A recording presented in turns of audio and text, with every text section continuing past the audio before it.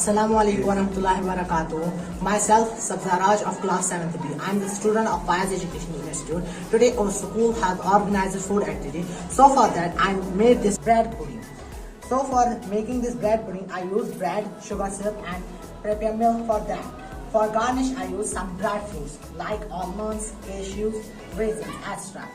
This recipe is very tasty and delicious. Thank you.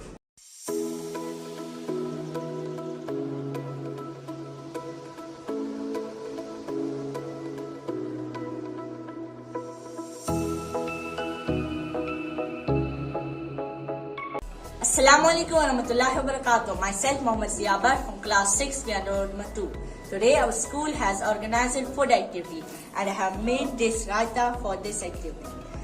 So I have used cucumber, carrot, radish, cumin seeds and salt to make it. It's very tasty and healthy. Thank you.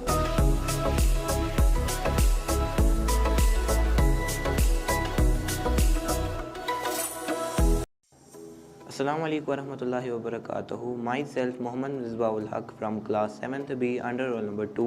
Today I had made this Oreo cake.